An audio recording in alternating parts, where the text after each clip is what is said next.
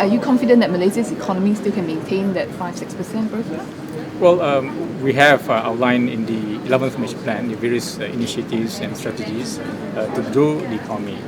We have mentioned that the target that we have set, they are very stretched targets, and they are premised on the global economy continuing to grow.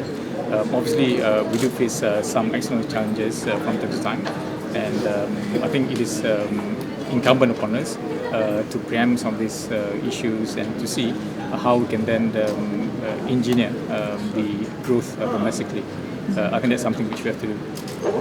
Are you concerned about our reserve now nearing $100 billion US dollars level, psychological point? Well, I mean, if you look at how we've progressed since the last Asian financial crisis back in 1997, 1998, the size of the reserves have more than tripled. And I think, as you know, from the $140 billion, so we had that strength to be able to absorb the reversal of the flows back into US dollars. So I guess that has maintained a bit of stability in our overall financial position. So I think my view is that yes, we're still better prepared to face these challenges compared to where we were back in 1997, 1998.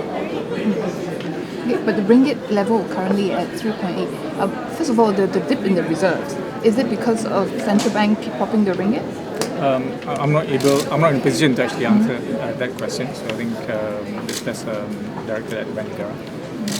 But I think overall, I'm just saying that if you look at our position, notwithstanding the reversal of the flows back into US dollars, given the growing US economy, given the potential of hike in the US interest rates, and not just movement away from ringgit, but also from other emerging currencies. I think the fact that we've been able to sustain this level speaks well of our improved financial position compared to where we were during the Asian financial crisis. Dr. Seri, is 1 MDB continues to be a growing concern for the country? I think it's actually very important for all of us to play our respective parts and our role. As far as 1 MDB is concerned, I think there's already the two parallel processes being undertaken. One is the Public Accounts Committee inquiry into the 1 MDB issues. So that's chaired by Datuk and the members of the PAC, as you know, comprised of both members of parliament from the opposition as well as the ruling party. So the other track is in respect of the task force, investigation by the task force, made up of the Central Bank, MACC, the police and the Attorney General. I think we must allow those two parts to continue without fear of favor. Now, for the rest of us, it is very important to remain focused on our tasks at hand. And on my part, we will work with the other ministries to help execute the 11th Malaysia Plan.